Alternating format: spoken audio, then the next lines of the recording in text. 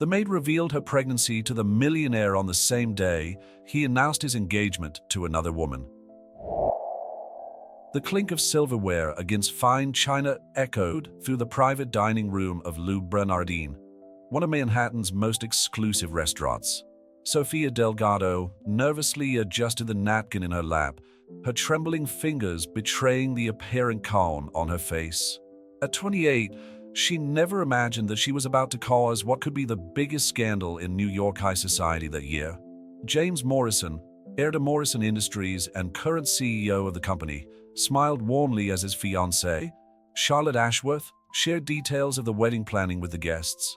His eyes occasionally met Sophia's, sitting on the other side of the table, and a flicker of concern crossed her face.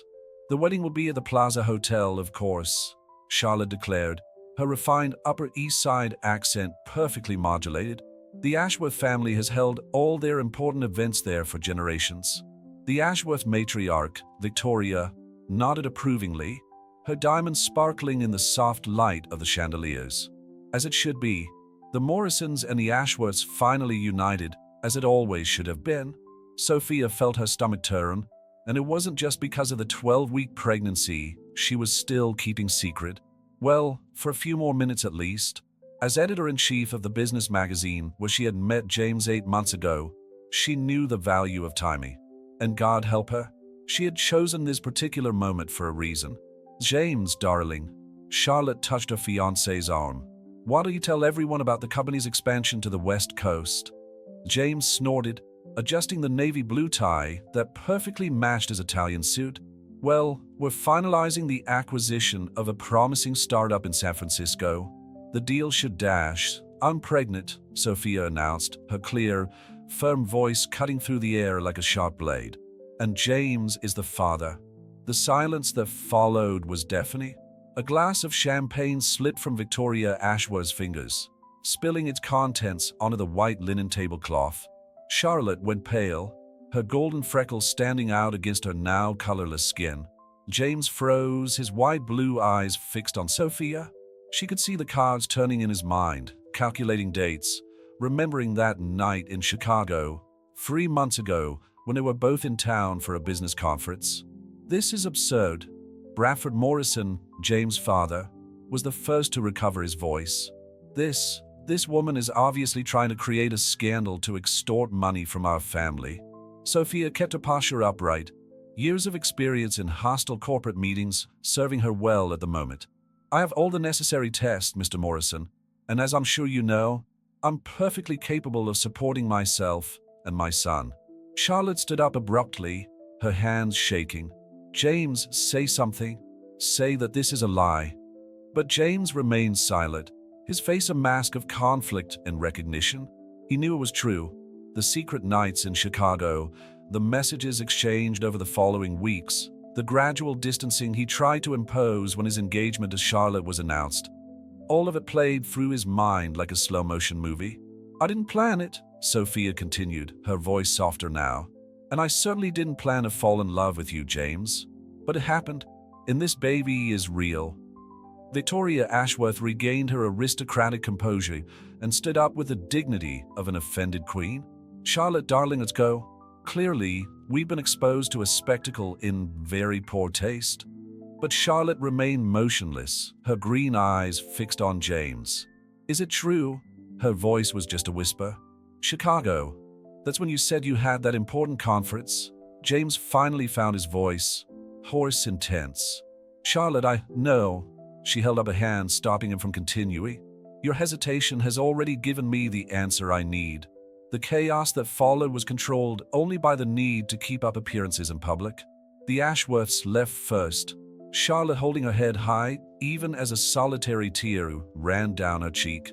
The Morrisons followed soon after, Bradford practically dragging James along with him.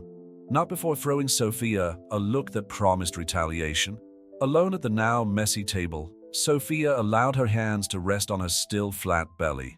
Through the restaurant window, the lights of Manhattan shone like earthly stars, indifferent to the drama that had just unfolded. Her phone vibrated with a message. It was from James. "Meet me in Bryant Park in an hour. We need to talk." Sophia let out a shaky sigh. She knew that tonight would change everything, but now that the moment had arrived, the weight of her actions was beginning to be felt. As editor-in-chief, she had always prized the truth in her reporting. Now, her own truth had exploded like a bomb, and the shrapnel would hit many more people than she had initially anticipated. Standing up, she straightened her black dress and picked up her handbag. The maitre d' watched her with a mixture of sympathy and ill-concealed curiosity as she made her way to the exit. Outside, the New York night awaited her, and somewhere between the skyscrapers and the shadows, her future and James was about to be decided. Bryant Park was surprisingly quiet for a Thursday night in Manhattan. Sophia walked along the lighted path between the carefully pruned trees, her high heels echoing against the sidewalk. The tension from dinner still reverberated through her body, making her heart beat faster with every step. James was already there, sitting on one of the far benches, his Italian suit now slightly creased. He had loosened his tie and his dark hair was messy, probably the result of running his hands through it repeatedly, a nervous habit Sophia knew all too well. "You could have told me before," were his first words as she approached. Her voice carried a mixture of hurt and exhaustion. "When exactly?" Sophia sat down next to him, keeping a respectful distance. "When you announced your engagement to Charlotte 2 weeks after Chicago, or perhaps during one of the countless unanswered messages I sent." James closed his eyes for a moment, absorbing the weight of the accusations. "You don't understand. The merger between Morrison Industries and the Ashworth Group, it's generations in the planning. Thousands of jobs depend on it, and now there's a life depending on our decisions," Sophia replied, her hand instinctively resting on her belly. "I didn't come here to ruin your marriage or your corporate merger, James. I came because our son deserves to know who his father is." The silence that followed was filled only by the distant sounds of the city. A group of young men passed by laughing, completely oblivious to the drama unfolding on the park bench. "Bradford's already in touch with the lawyers," James finally said, his voice softer. He wants you to sign a confidentiality agreement. There will be generous financial compensation, of course." Sophia stood up abruptly, anger making her face flush. "I don't want the Morrisons' money. I'm the editor-in-chief of one of the biggest business magazines in the country. I can support my son on my own." "Our son," James corrected automatically, surprising them both. An elderly couple passed them, casting curious glances at the scene. Sophia lowered her voice, but kept up the intensity. "Yes, our son, and he deserves better than to be an inconvenient secret kept under lock and key." James stood up too, running his hands over his face in frustration. "You don't know my family, Sophia. What happened in the restaurant? That was just the beginning. Bradford Morrison doesn't accept defeat, especially when it involves the family legacy." He made quotation marks in the air with his fingers as he pronounced the last words. "And Charlotte?" Sophia asked, her voice softening. "Do you love her?" The question hung in the air like a heavy cloud. James looked away to the city lights. "Charlotte she's perfect on paper. The perfect bride, the perfect merger, the perfect plan. But she never made me feel the way I felt that week in Chicago," he added, turning to face her. "With you, I could just be James. Not the Morrison heir, not the CEO, just me." A night breeze rustled the leaves of the surrounding trees, bringing with it the characteristic scent of the city. Sophia felt a chill that had nothing to do with the cold. "We need time," James continued. "Time to think, to find a way out that doesn't destroy everything I've built, everything my family has built." "Time is something we don't have in abundance," Sophia replied, touching her belly again. "In a few months, this won't be something we can hide." James' phone vibrated in his pocket. He checked it quickly, his face hardening. "It's Bradford. He's calling an emergency council meeting for early tomorrow morning to discuss how to deal with the scandal, I imagine," Sophia commented bitterly. "Probably."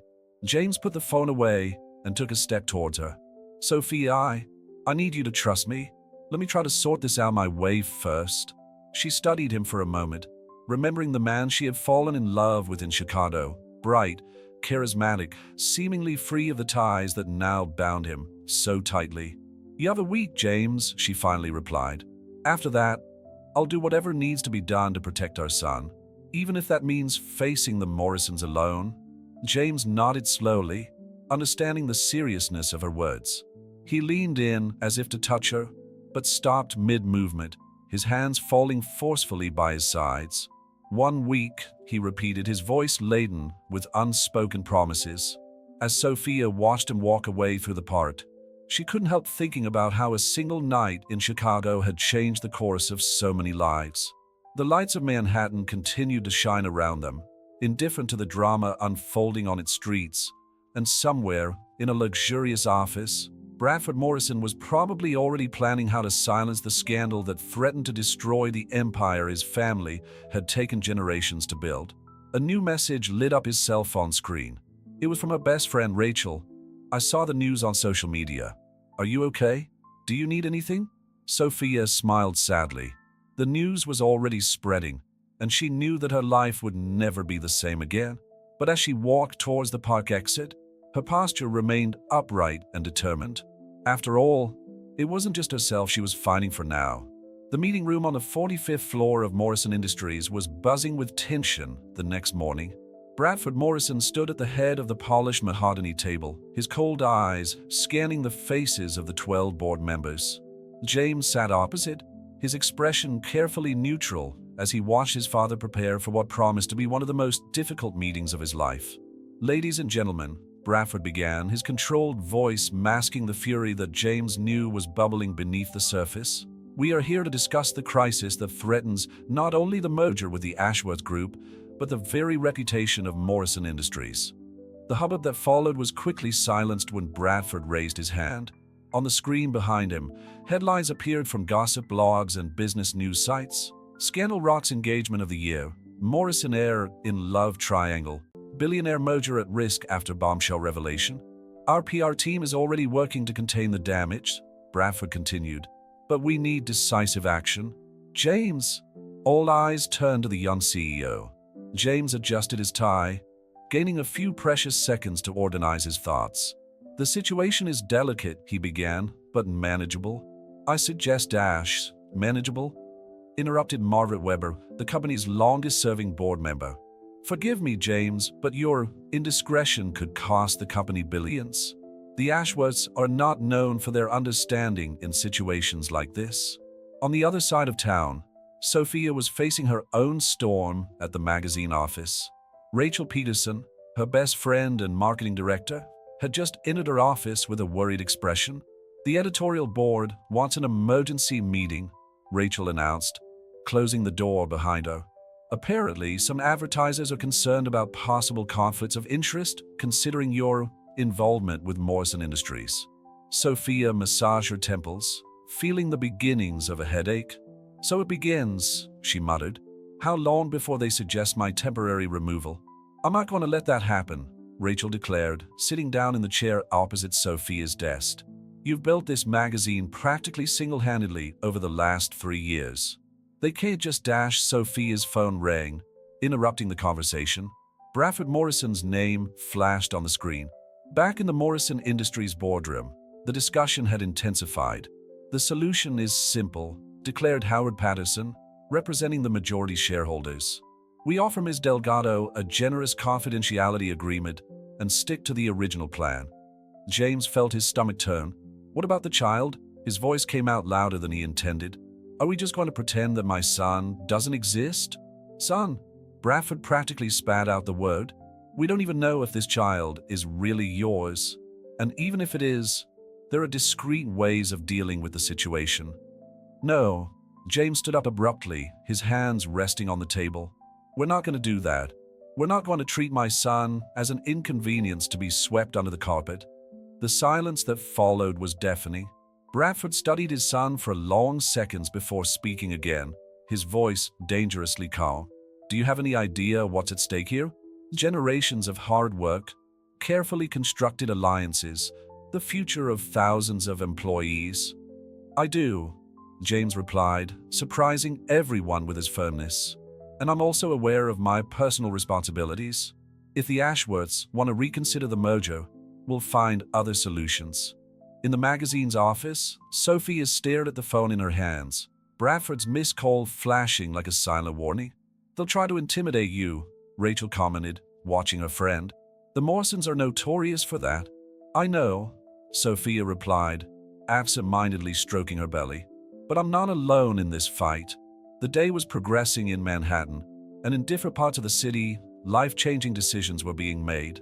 In the boardroom of Morrison Industries, James continued his defense, surprising himself with the strength of his convictions. In the magazine's office, Sophia was preparing to face her own editorial board. And somewhere between these two worlds, a new life was growing, oblivious to the storms its existence had unleashed. The autumn sun filtered through the windows of the skyscrapers, casting long shadows over the city that never sleeps, while the drama continued to unfold in all its different guises. Bradford Morrison dismissed the council after 2 hours of heated discussion, keeping only James in the room. Father and son faced each other in a silent clash that carried the weight of unmet expectations and diverging paths. You have until the end of the week to sort this out, Bradford announced, his voice laden with authority. After that, I will take the necessary steps to protect this company, with or without your cooperation. James held his father's gaze, realizing for the first time that the man in front of him, for all his strength and influence, was just that, a man, not the titan he had always seemed to be. Do what you need to do, Dad, he replied calmly. But don't expect me to ignore my responsibilities as my son's father. The law firm Pearson & Associates occupied 3 entire floors of an elegant building in Midtown. Victoria Ashworth crossed the marble lobby with the determination of a woman on a mission, her Louboutin heels echoing like a prelude to war. Sophia Delgado needs to be neutralized, she declared, taking a seat in the leather armchair opposite Michael Pearson, one of New York's most feared lawyers. And it needs to be done in a way that doesn't spill over into Charlotte's reputation. Across town, at the magazine's offices, Sophia was facing her own battle. The editorial board had met in a session that was more like a medieval court. Ms. Delgado, began Richard Hamilton, chairman of the board, understand our position. Your personal situation has created a significant conflict of interest.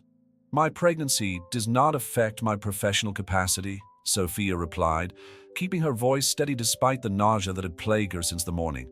And as for the supposed conflict of interest, I've already delegated all stories related to Morrison Industries to other editors.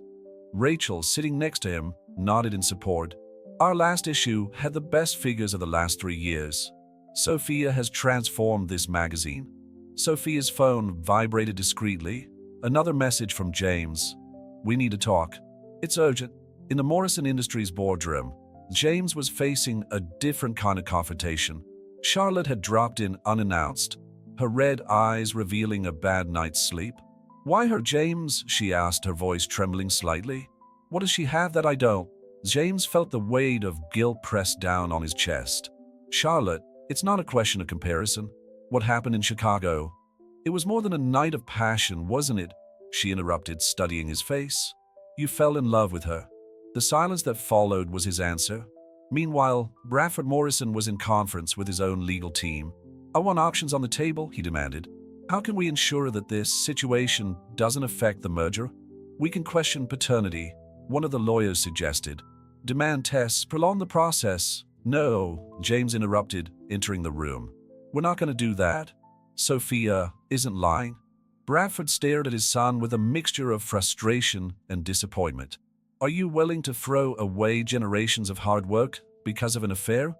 I'm willing to take on my responsibilities, James replied. And more than that, Dad, I'm willing to do the right thing. In Michael Pearson's office, Victoria Ashworth was outlining her strategy. Charlotte deserves better than this. The Morrisons need to understand that there are other important families in New York. I see, Pearson replied, making notes. What about Miss Delgado? Find out everything about her. Every skeleton in the closet, every vulnerability. There must be something we can use. Sophia, oblivious to the conspiracies against her, finally got a moment's peace in her office. Rachel had brought her some ginger tea to help with the nausea. The rumors are everywhere, Rachel commented, sitting down. But you have allies, Sophia. You're not alone in this. Sometimes it feels like I am, Sophia confessed, running her hand over her stomach. James hasn't made up his mind yet, the council is pushing, and I'm sure the Morrisons are planning something. Then plan 2, Rachel advised. You're one of the smartest women I know. Use that. In the afternoon, James finally managed to meet Sophia in a discreet cafe in the village.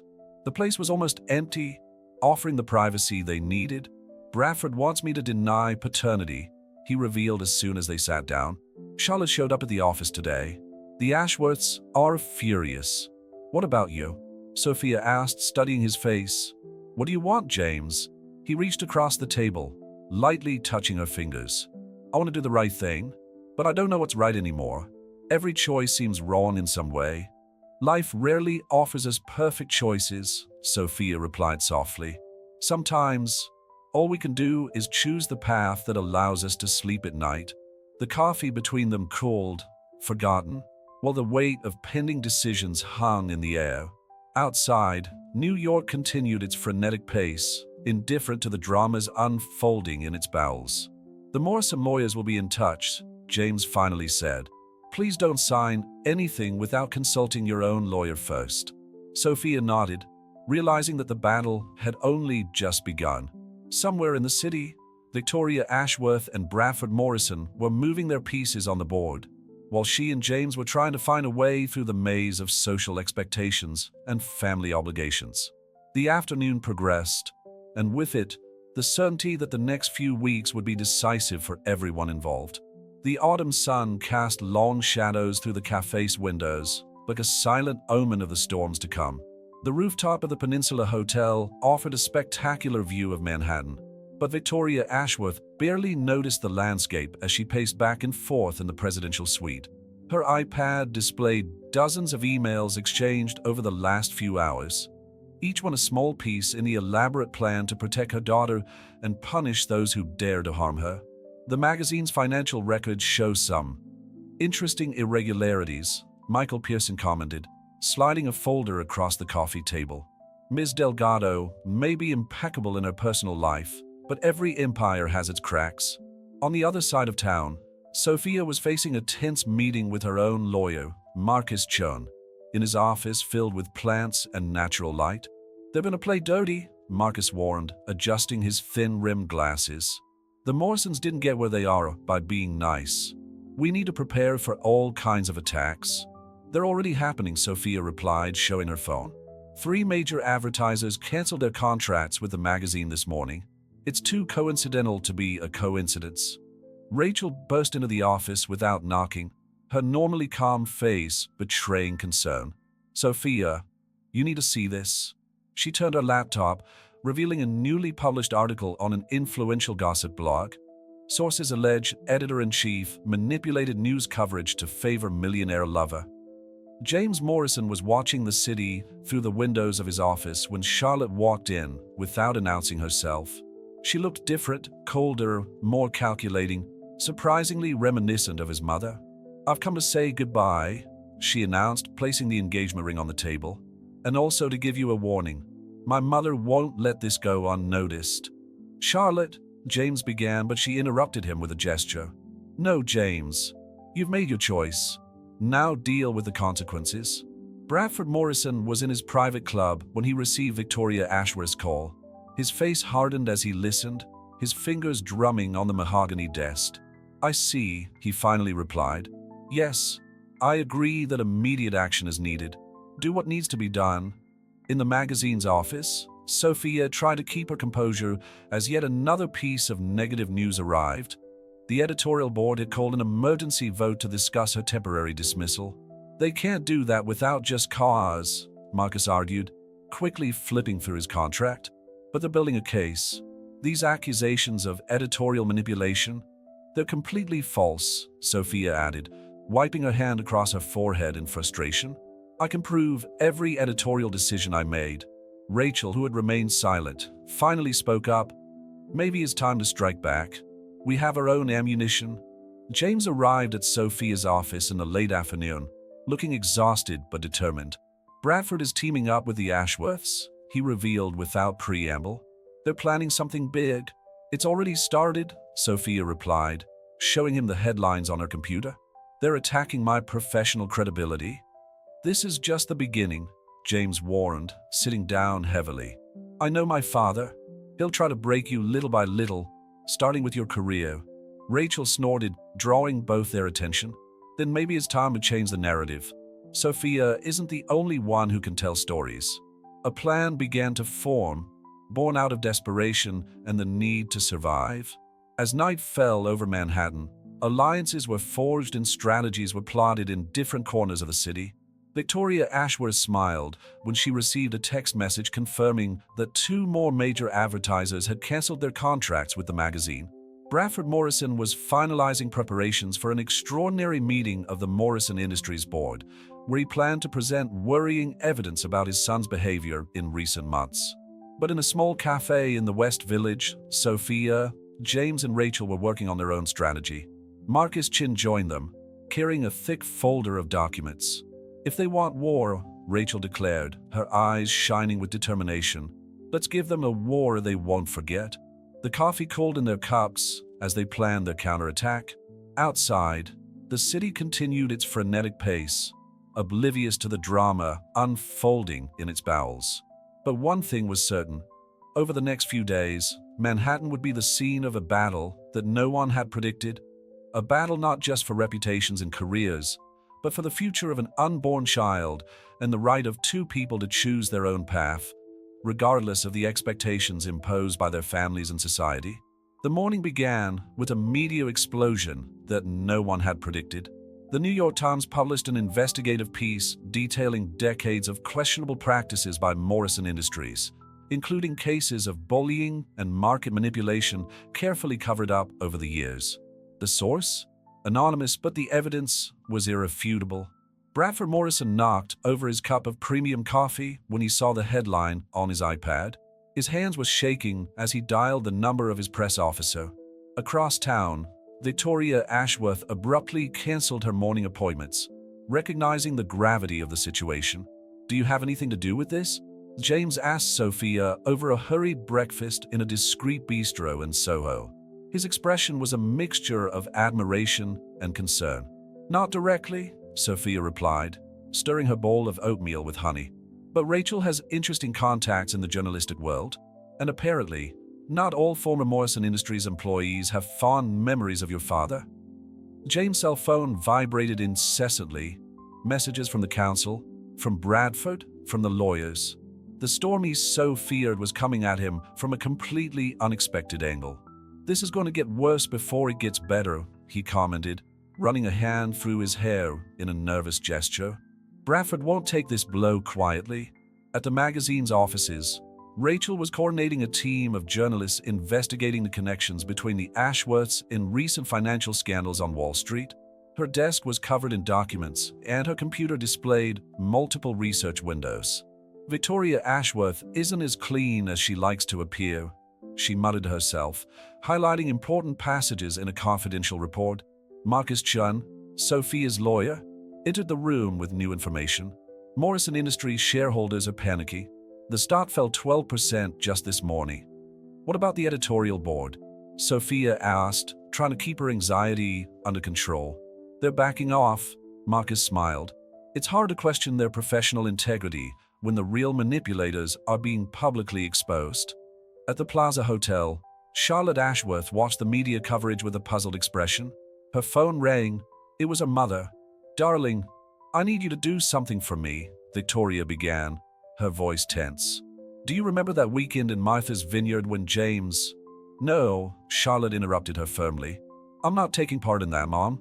I've already lost too much in this story." Bradford Morrison called an emergency meeting at his penthouse on Park Avenue. His most trusted lawyers and advisors occupied the luxurious living room, all with grave expressions. "I want to know who leaked this information," he demanded, his voice sharp as steel. "And I want a strategy to counterattack. Now." "Mr. Morrison," one of the lawyers began hesitantly, "perhaps it's time to consider a different approach. With the merger virtually dead and public opinion turning against us." "I don't care about public opinion," Bradford exploded. "The Morrisons don't bow to scandals. We bury them." Meanwhile, in a doctor's office on the Upper East Side, Sophia was having her first official ultrasound. James, surprising them both, had managed to escape the crisis meetings to be present. "Do you want to see your baby?" the doctor asked, smiling, adjusting the monitor. The rhythmic sound of heartbeats filled the room. James unconsciously held Sophia's hand. For a moment, all the corporate battles and family dramas seemed insignificant in the face of that little miracle on the screen. "It's so real now," he whispered, his eyes fixed on the flickering image. Back in her office, Sophia found a manila envelope on her desk. Inside, old photos of James with Charlotte and intimate moments, accompanied by an anonymous note suggesting that their relationship had never really ended. Rachel found her friend staring at the photos with watery eyes. "Don't fall for it," she warned, picking up the envelope. "It's exactly what they want." "I know," Sophia took a deep breath, straightening her shoulders. "But that doesn't mean it won't hurt." The day progressed, and Manhattan buzzed with revelations. Gossip blogs speculated on new bombshells about to surface. Financial analysts debated the future of Morrison Industries. On social media, hashtags about the scandal multiplied.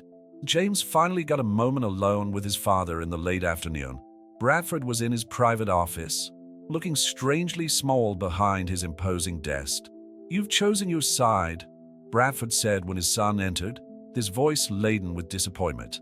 "There are no sides, Dad," James replied. "There's only right and wrong, and for the first time in my life, I'm absolutely certain of my choice." Night fell over New York, but the city was far from asleep. At different points, powerful people were making calls, strategizing, seeking allies, or plotting revenge. The social chess game had turned into an all-out battle, and no one knew for sure who would be the last one standing. Sophia, in her apartment, was stroking her belly while watching the city lights through the window. Her phone rang. It was James. "Are you all right?" he asked, his voice soft on the other end of the line. "I am," she replied, a small smile forming on her lips. "We are."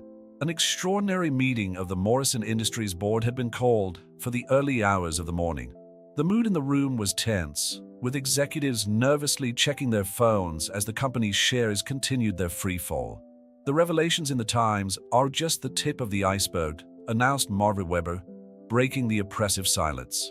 "I've just received information that the Wall Street Journal is preparing an even more detailed story about our operations in Asia." Bradford Morrison remained strangely calm, his fingers drumming on the mahogany desk in a steady rhythm. Next to him, James watched the scene with a mixture of apprehension and determination. "Ladies and gentlemen," Bradford began, his voice controlled. "In 50 years of history, Morrison Industries has faced and overcome countless crises. This one will be no different." "With all due respect, Mr. Morrison," interrupted Howard Patterson, "this crisis is different. We have shareholders demanding explanations, business partners pushing back, and the SEC has expressed interest in investigating some of the allegations." On the other side of town, Sophia was facing her own battle in the magazine's office. Rachel had just brought more worrying news. "Victoria Ashworth is moving her pieces," Rachel reported, showing a series of emails on her tablet. "She's pressuring other media outlets to investigate her management of the magazine." Sophia massaged her temples, feeling the familiar wave of morning nausea. "Do they really think they can intimidate me with this?" "It's not just intimidation," Marcus Chin intervened, entering the room with a thick briefcase. "It's a calculated strategy to undermine your professional and personal credibility simultaneously." Sophia's phone vibrated. It was a message from James. "Bradford is losing control. Things are about to get even more complicated. We need to talk." At the Ashworth penthouse, Victoria was hosting Michael Pearson for a strategic breakfast. Charlotte, against her mother's wishes, was also present. "We found something interesting in the old Morrison Industries records," Pearson announced, sliding a document across the table. "It seems that Bradford has his own illegitimate child, carefully hidden for all these years." Victoria raised a perfectly drawn eyebrow. "Interesting, and I assume we can confirm that?" "Muller," Charlotte interjected, her voice heavy with grief. "Haven't we caused enough destruction?" "Destruction?" Victoria laughed humorlessly. "Honey, this is survival. The Morrisons have humiliated us. Now it's our turn to return the favor." In Bryant Park, James and Sophia met discreetly during their lunch break. Autumn painted the trees in shades of red and gold, creating a surreally beautiful backdrop for their somber conversation. Bradford is falling apart, James revealed, his voice low. I've never seen it like this. It's like his whole world is falling apart, and in a way it is. And how do you feel about that? Sophia asked softly, noticing the dark circles under his eyes. Guilty, relieved, scared. He ran a hand over his face. Years of secrets are coming to light, and I can't help thinking that maybe this is necessary. Rachel called Sophia during the meeting, her voice urgent. The Wall Street Journal just published it online. Bradford Morrison has a 30-year-old son in Boston. The story is exploding. The chaos that followed was impressive in its magnitude. Bradford Morrison abruptly left the council meeting, ignoring the dozens of calls on his cell phone. Victoria Ashworth cancelled all her social engagements for the week, anticipating the tsunami of gossip to come. We need a press conference, Markistian suggested during an emergency meeting with Sophia and her team. It's time to take control of the narrative. No, James interrupted, surprising everyone with his unexpected arrival in Sophia's office. It's time to end it. All the lies, all the power gains. Enough! Sophia watched the man she loved, noticing a new determination in his gaze. What do you suggest? The truth, he replied simply. All of it. No filters, no manipulations. It's time for the Morrison and Ashworth families to face the reality of who they really are. Rachel smiled, a strategic glint in her eyes. And coincidentally, we have one of the most respected business magazines in the country at our disposal. The rest of the day passed in a flurry of activity. While the media speculated about Bradford's secret son, a select team of journalists worked discreetly on a much bigger story. One that would reveal not only the secrets of the Morrisons and the Ashworths, but also the transformation of two people who chose love and truth over appearances and power. At night, in her apartment, Sophia received an unexpected visitor. Charlotte Ashworth stood in her doorway, looking simultaneously determined and vulnerable. May I come in, she asked. I think it's time we had an honest talk about everything. The light of dawn found Charlotte Ashworth and Sophia Delgado still talking in the latter's apartment. Empty teacups and used handkerchiefs bore witness to the intensity of the conversation that had gone on for hours. So you knew? Sophia asked softly, watching Charlotte wipe away another tear. About your father's affair with his secretary? Everyone knew, Charlotte replied with a bitter smile. It was the Ashworths' worst-kept secret. Mother pretended not to see, too busy keeping up appearances. How tired I am of appearances. The conversation was interrupted by Sophia's phone. Rachel was calling with urgent news. Bradford Morrison collapsed. He's in Presbyterian Hospital. James was already at the hospital when Sophia arrived, his pale face contrasting with the blue of his shirt. He had a mild heart attack, he explained quietly. The doctors say it was caused by stress. In the hospital room, Bradford Morrison looked smaller and more fragile against the white sheets. The empire he had built was crumbling, and his body had finally given way under the weight of the secrets. Your half-brother is on his way from Boston, James informed him, watching his father through the glass. Apparently he knew about us all along. He just respected his mother's wish to keep his distance.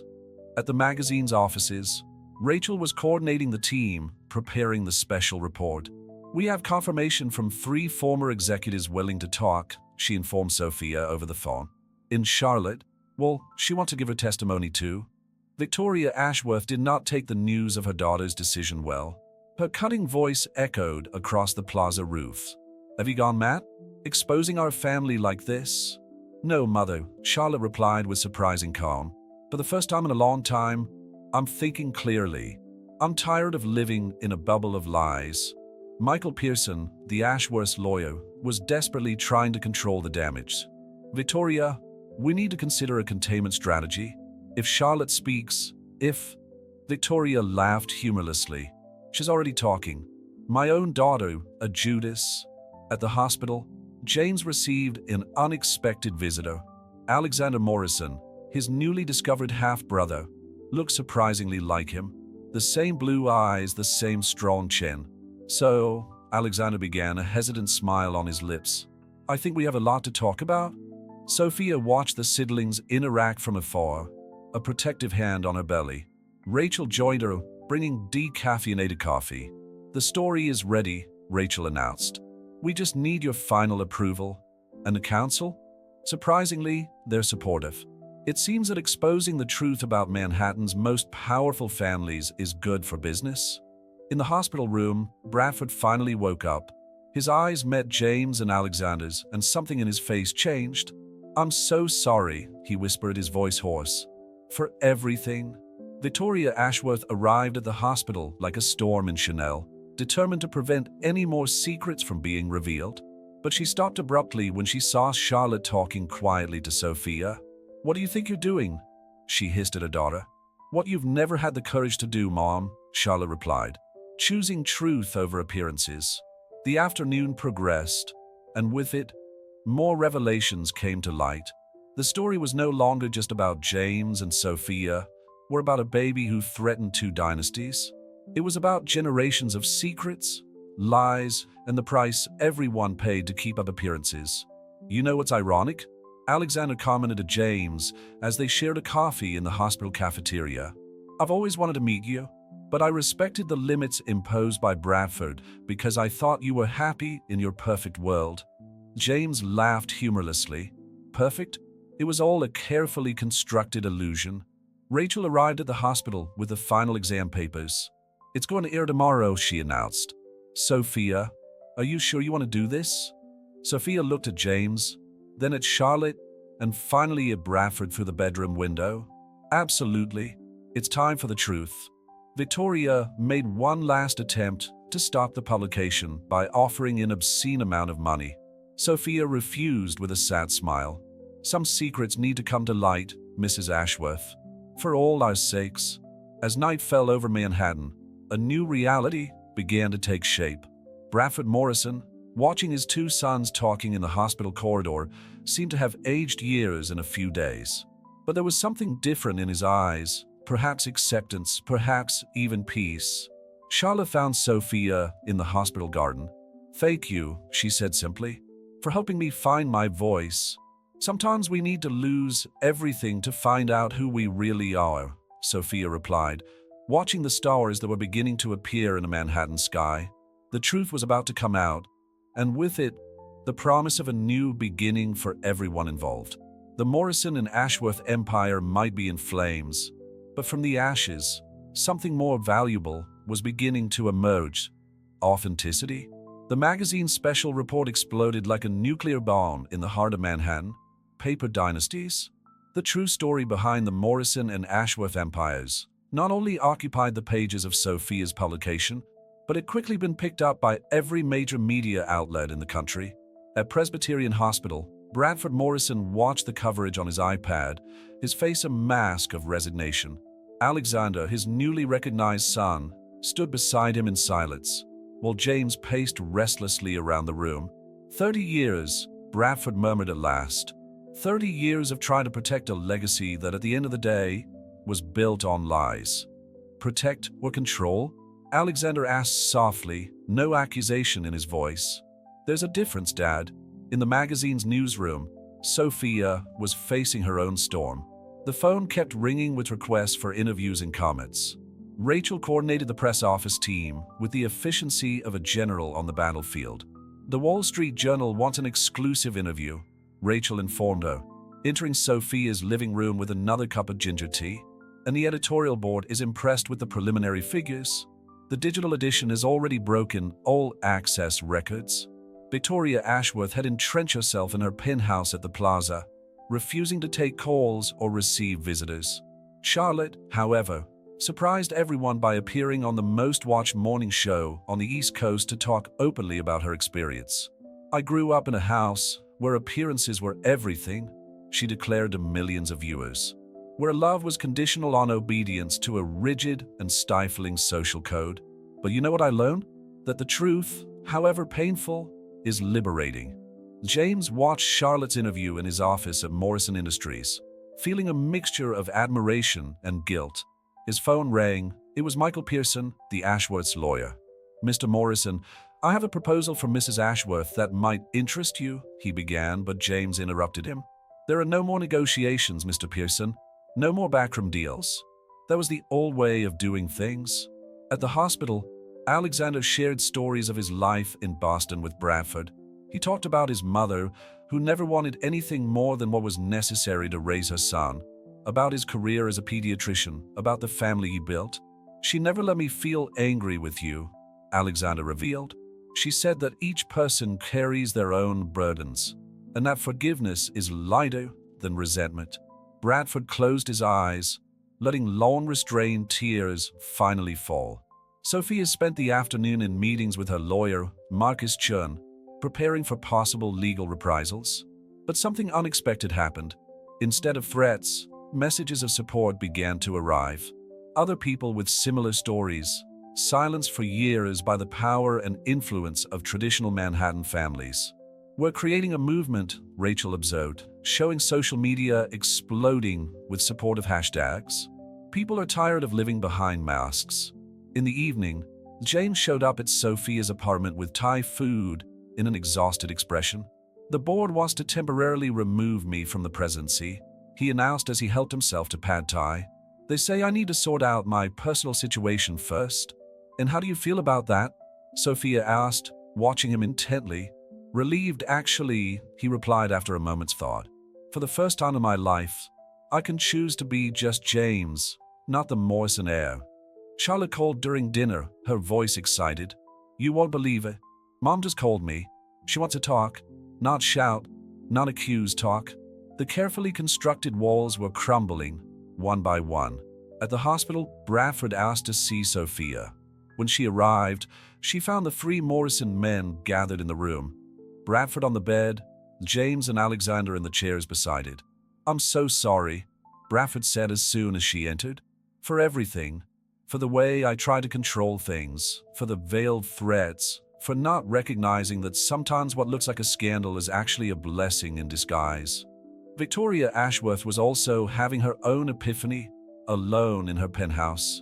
Looking at old family photos, she realized how much time and energy she had wasted trying to maintain an image that, in the end, meant nothing compared to her daughter's real happiness.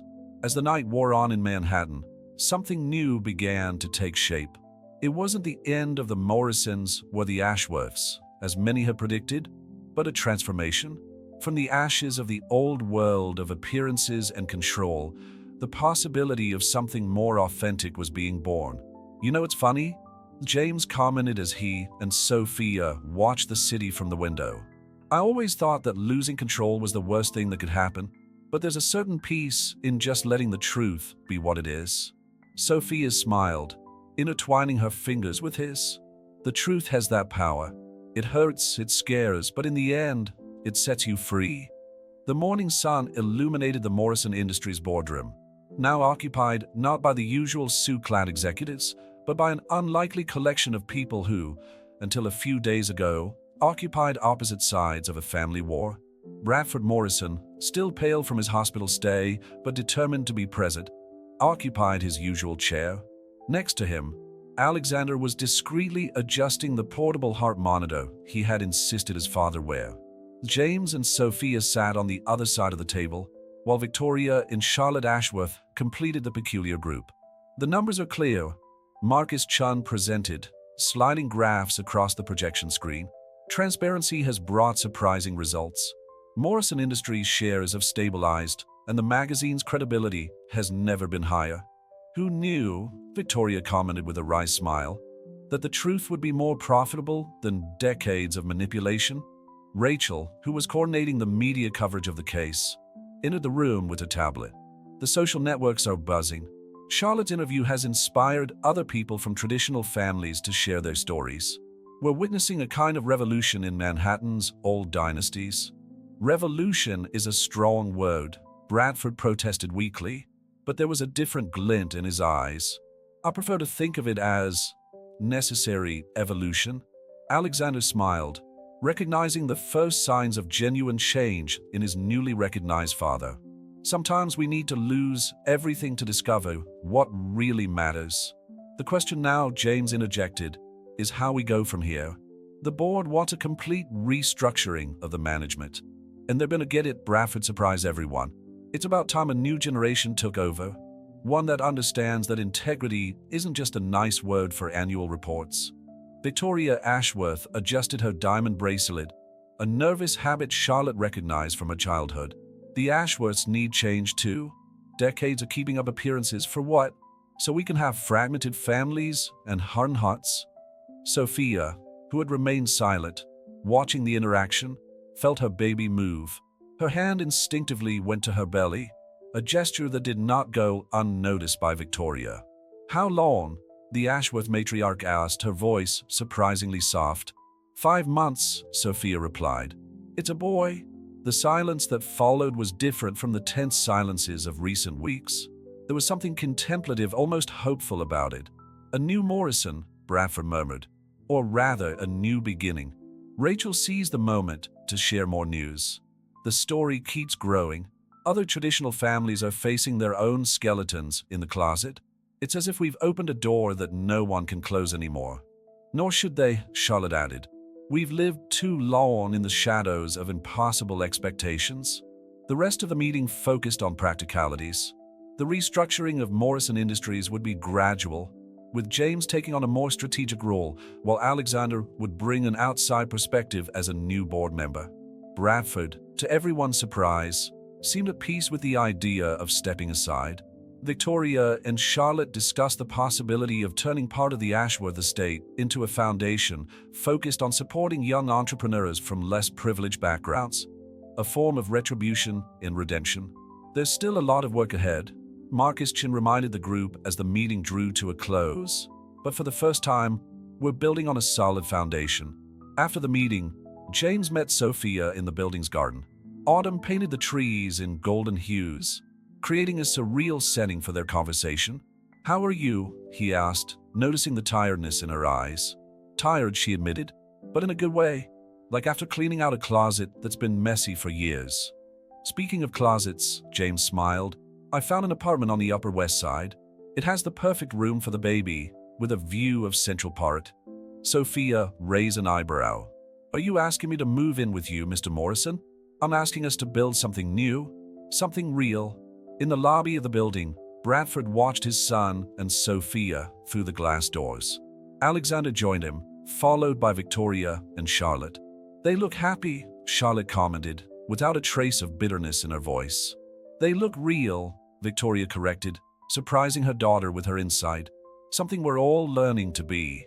Rachel appeared with more updates on the story's repercussions, but stopped when she saw the group gathered, watching the couple in the garden. There was something symbolic about that scene, the old guard witnessing the birth of a new era, not with resistance, but with acceptance. The afternoon progressed in Manhattan, and with it, the promise of change continued to spread through the city's corridors of power. In the offices of Morrison Industries, in the living rooms of the Ashworths, in newspaper offices, and at the tables of exclusive restaurants, a new story was beginning to be written, one of authenticity, reconciliation, and hope. The morning of the baby shower organized by Rachel surprised everyone not only by the elegance of the event at the Four Seasons, but above all by the unlikely guest list. Victoria Ashworth and Bradford Morrison, once archenemies, now chatted civilly in a corner of the room, while Charlotte helped organize the gifts on a table decorated in soft shades of blue. "I never thought I'd see anything like this," Rachel commented to Sophia, observing the surreal scene before them. "It's like all of Manhattan has been turned upside down." Sophia adjusted her navy blue silk maternity dress, feeling the baby move in response to the turmoil in the room. "Sometimes I wonder if it's all real, or if I'll suddenly wake up back at Le Bernardin that night." The magazine had just launched a special series on transformations in American business dynasties, inspired by recent events. Sales were breaking records, and the most surprising thing was the support they were receiving from other traditional families. "Ms. Delgado," Bradford approached, his posture more relaxed since he had started therapy at Alexander's insistence. "Or should I say, future Mrs. Morrison?" James, who had just arrived with Alexander, almost choked on his drink. "Dad, we haven't yet." "Please, Bradford," Sophia interrupted with a smile. "Just Sophia's fine."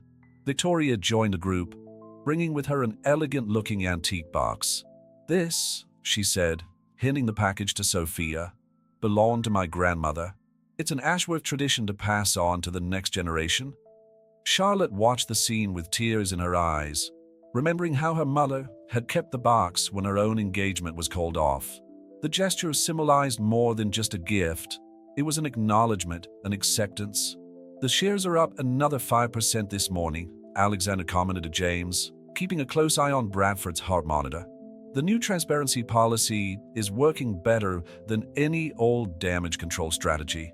James nodded, his attention divided between the conversation and Sophia, who was carefully opening Victoria's gift. Inside the box was a delicate sapphire jewelry set, the blue stones sparkling in the light of the room. "It's perfect," Sophia whispered, touched by the symbolism of the moment. Rachel, always attentive to social dynamics, noticed how the atmosphere had changed in recent weeks. The old barriers between traditional families and the new elements of New York society seemed to be gradually dissolving. "The baby will be born into a world very different from the one we planned," Bradford reflected, his voice carrying a mixture of melancholy and hope. "Maybe it's exactly what we all needed." Charlotte had become a surprising ally, using her influence to promote positive changes in old social structures. Her blog about authenticity and personal transformation was rapidly gaining followers. "Have you chosen a name yet?" she asked, sitting down next to Sophia with a glass of non-alcoholic champagne. "Benjamin," James replied, exchanging a complicit glance with Sophia. "Benjamin Alexander Morrison." Alexander, who was absent-mindedly checking messages on his cell phone, looked up in surprise. Are you sure?" "Absolutely," Sophia confirmed. "Family is family, no matter how it's formed." Victoria discreetly wiped away a tear, remembering her own battles with tradition and expectations. "You know," she began, her voice softer than usual, "I spent so much time trying to preserve the Ashworth legacy that I almost destroyed what really mattered." The party continued, but with a different tone from traditional Manhattan social gatherings. There was none of the usual veiled competition, silent comparisons, or forced smiles. Instead, there was something more genuine, more human. Rachel organized a little game where the guests wrote down advice for the baby. Bradford surprised everyone with his contribution. "Be true to yourself." It took me 60 years to learn that lesson. As the afternoon progressed, Sophia observed the interaction between people who, just a few months ago, seemed to be on opposite sides of an unbridgeable chasm. James approached her from behind, enveloping her in a gentle hug. "Do you regret choosing that moment at Le Bernardin?" he whispered in her ear. "Not for a second," she replied, leaning back against him. "Some truths need to be spoken out loud to be really heard." Alexander and Bradford were discussing plans for a new pediatric ward at Presbyterian Hospital, while Victoria and Charlotte were finalizing the details of the Ashworth Foundation for Young Entrepreneurs. The future was being redesigned right there, between cups of tea and baby gifts. "Manhattan will never be the same," Rachel commented, watching the scene with satisfaction. "Perhaps that's the greatest gift of all," Sophia replied, her hand resting on the belly where Benjamin was growing, oblivious to the transformations his arrival had triggered. The birth announcement came along with the first fall storm in Manhattan. Sophia went into labor during an editorial board meeting, her water breaking just as they were discussing the next special issue of the magazine. "Well," she commented to Rachel while trying to remain calm, "I guess Benjamin has decided he's waited long enough." The next 12 hours turned Presbyterian Hospital into a bizarre meeting place for two of New York's most powerful families. Bradford Morrison arrived first, closely followed by Alexander, who naturally took on the role of family doctor, even though it wasn't his field of expertise.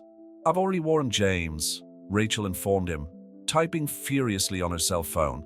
"He's leaving a meeting in Chicago and taking the first available flight." Victoria and Charlotte Ashworth appeared with elaborate flower arrangements and a nervous energy that infected the maternity ward. The nurses watched with curiosity as prominent figures from New York society took turns in the waiting room. "I never thought I'd be here," Victoria confessed to Bradford as they shared an awful cup of coffee from the hospital machine. waiting for the birth of the grandson who nearly destroyed our families. Bradford laughed softly, a sound that would have been unthinkable a few months ago. Life has an interesting sense of humor, doesn't it?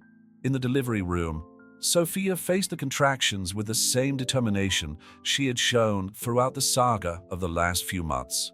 Rachel held her hand, offering words of encouragement and ice to chew on. "James is in the air," she reported, checking her phone for the 1,000th time. "The flight should land in 2 hours." "Benjamin won't wait 2 hours," Sophia moaned between contractions. "That boy is as impatient as I am." Alexander was in and out of the room, alternating between his role as anxious uncle and worried doctor. "The vital signs are fine," he assured her. "Both you and the baby are doing very well." Outside, Charlotte was organizing an impromptu operations center in the waiting room, coordinating updates for the press, who were already camped out in the hospital lobby, and managing the flow of gifts and flowers that kept coming in. "It's amazing," she commented to her mother, "how a single child has managed to bring together people who have spent decades avoiding each other." Victoria watched her daughter with new eyes, realizing for the first time how much she had grown and matured over the last few months. Sometimes we need a small miracle to see what has always been in front of us. The storm outside intensified, occasional flashes of lightning illuminating the hospital corridors.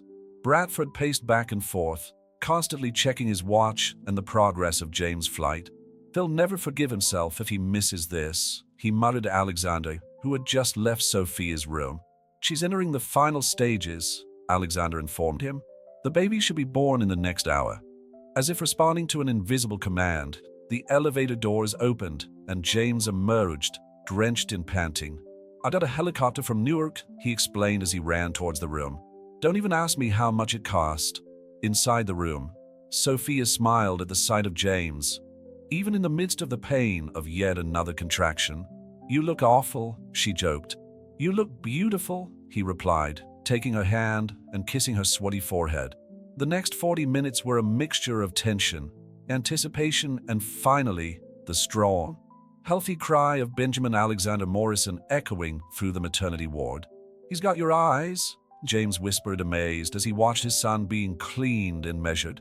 "And his stubborn chin," Sophia replied with an exhausted smile.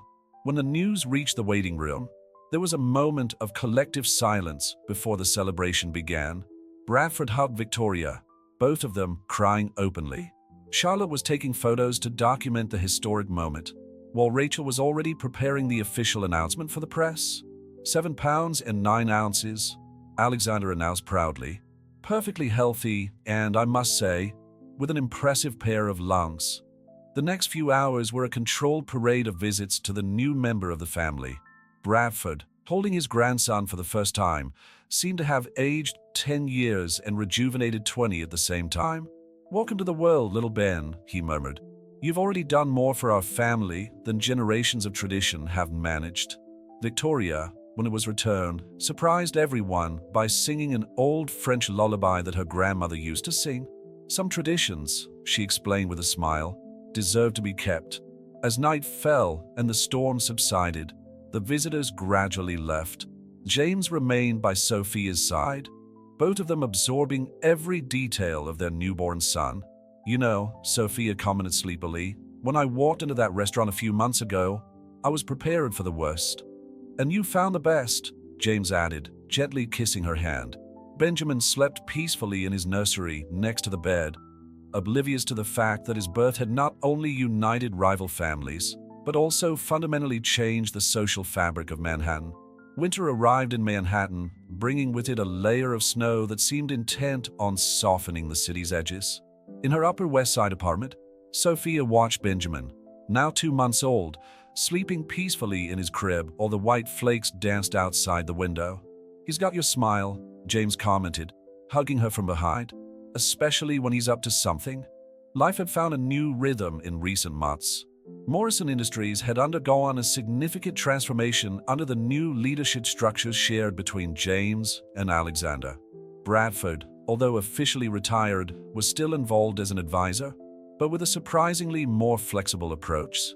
The magazine wants to do a cover story on the transformation of family businesses, Sophia commented, adjusting the baby monitor. Rachel says we've never had so much interest from readers. The Ashworth Foundation, led by Charlotte, had begun to make waves on the New York business scene. Its first mentoring program for young entrepreneurs from underprivileged communities had attracted national attention. Victoria called earlier. James mentioned heading to the kitchen to make coffee. She wants to organize a Christmas dinner. Apparently, having a grandchild has turned her into a completely different person. Sophia laughed, remembering the Ashworth matriarch's last visit. Victoria had spent 2 hours nursing Benjamin and telling stories about Charlotte's childhood, revealing a maternal side that few people knew. The phone rang. It was Alexander with news from the hospital. The pediatric center is almost ready, he announced excitedly. Bradford has just donated another whole floor to expand the project. Bradford Morrison's transformation was perhaps the most surprising of all. The man who once measured success only in numbers and influence now found satisfaction in projects that really made a difference to people's lives. Rachel arrived for Sunday brunch, a tradition that had become established in recent weeks. "You're not going to believe this," she began, brushing the snow off her coat, but 3 other traditional Manhattan families got in touch, wanting to share their own stories of transformation. "Looks like we've inadvertently started a revolution," Sophia commented, pouring hot coffee for everyone. Benjamin woke up, his soft cries echoing through the apartment. James went to fetch him, returning with a sleepy but smiling baby. "Someone doesn't want to miss the party," he joked. The intercom rang. It was Charlotte and Victoria, arriving early for brunch. Victoria was carrying an old photo album of the Ashworths, something that would previously have been unthinkable to share with outsiders. "I found this while organizing the attic," she explained, settling down on the sofa. "There are stories here that need to be told, stories about how my own family struggled to establish its place in Manhattan." Charlotte, who had become a respected figure in corporate social responsibility circles, leafed through the album with renewed interest. "It's amazing how we kept these secrets for so long, thinking they would protect us." "True legacies aren't built on secrets," Bradford commented, surprising everyone with his quiet arrival. "It took me 60 years to learn that." The snow continued to fall outside, but inside the apartment, the warmth of genuine relationships was melting the last barriers between these families once divided by pride and tradition. Alexander arrived shortly afterwards, bringing preliminary results from the medical assistance program he had implemented in the new pediatric center. "We're making a difference," he announced proudly, really. The conversation flowed naturally between personal and professional matters, future plans and reflections on the past. Benjamin moved from lap to lap, charming everyone with his easy smile and curious eyes. "Sometimes I wonder," James reflected, watching his son in Bradford's arms, "what it would be like if we hadn't gone through all that storm a few months ago. We'd all still be living our perfectly organized and completely empty lives," Victoria replied with surprising honesty. Rachel, always attentive to the nuances of human relationships, watched the scene with professional and personal satisfaction. The story that had begun as a potential scandal had become a case study in authenticity and transformation in business. "The next issue of the magazine is going to be special," she commented, sharing her vision for the story. "It's not just about corporate change, it's about humanizing business."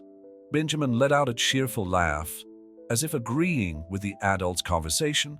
Its crystalline sound echoed through the apartment, reminding everyone of the real catalyst for all this transformation. A year had passed since that fateful night at Le Bernardin. The Plaza Hotel's ballroom, traditionally reserved for Manhattan's most exclusive events, was decorated for a celebration unlike any I had ever witnessed. "I can't believe you managed to convince Victoria to have the christening here," Rachel commented to Sophia as she adjusted the bow tie on Benjamin's little suit, now 10 months old. "Actually, it was her idea," Sophia replied, watching her son reaching for the flowers that decorated the makeshift altar. Something about reframing traditions. The hall began to fill with a unique mix of guests. Wall Street executives chatted animatedly with young entrepreneurs from the Ashworth mentoring program. Bradford Morrison, now visibly more relaxed in his role as doting grandfather, proudly showed pictures of Benjamin on his iPad to anyone who showed the slightest interest. The pediatric center treated more than 1,000 children in the last quarter, Alexander commented to a group of doctors. Their work had become a model for the integration of cutting-edge medicine and social responsibility. James found Sophia near the drinks table, where she was watching the interaction between Victoria and Charlotte. We're discussing the last details of the decoration. "Have you seen the latest cover of the magazine?" he asked, showing his phone. The latest issue featured an in-depth analysis of the transformation of Manhattan's business scene, entitled The Quiet Revolution: How a New Generation is Redefining Power. "Rachel has outdone herself," Sophia smiled. "Sales have already surpassed our previous edition." Benjamin, who had momentarily escaped his nanny surveillance, crawled determinedly towards Charlotte, who took him in her arms with ease. The scene captured the attention of Victoria, whose eyes filled with discreet tears. "He has his mother's free spirit," Bradford commented, approaching the group, "and the determination of the Morrisons, and the ability to bring unlikely people together," James added, noting how his son was able to draw smiles from even the most serious executives. The ceremony itself was a perfect reflection of the new reality they had built.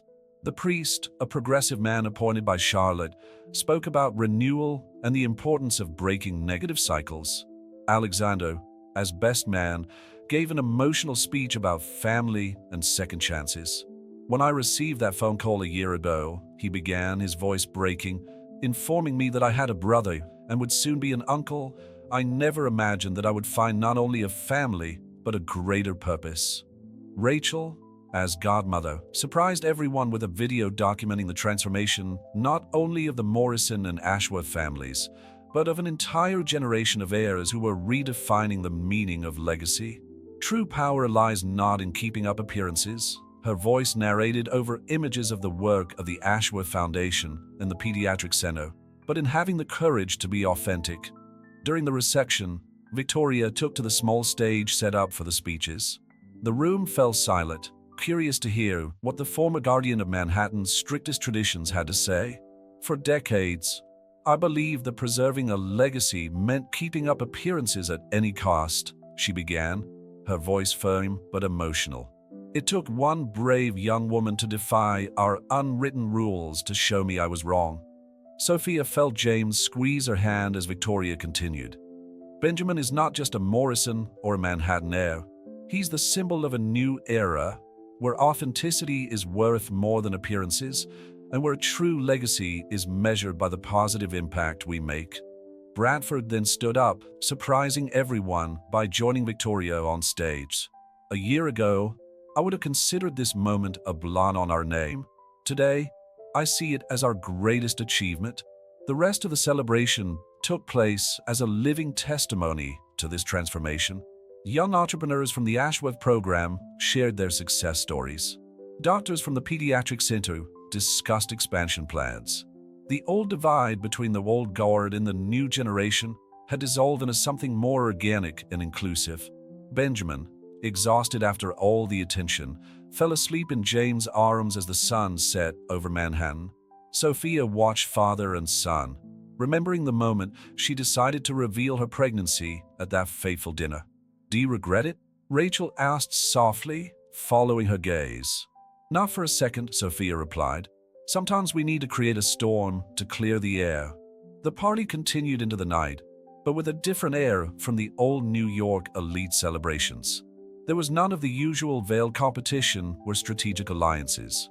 Instead, there were genuine conversations about change, purpose, and the future they were building.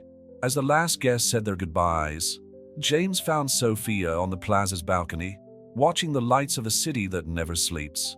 "Do you know what's most incredible?" he commented, hugging her from behind. "It's not just our history that's changed. It's a whole generation rethinking what it means to be part of this city." Benjamin stirred in his deep sleep, oblivious to the legacy his existence had helped to create. A legacy no longer based on appearances and empty traditions, but on authenticity, purpose, and the courage to choose love over social expectations. Manhattan continued its eternal dance of lights and shadows outside, but inside that historic hall, a new story had been written. one that proved that sometimes you have to challenge the established to find something truly valuable.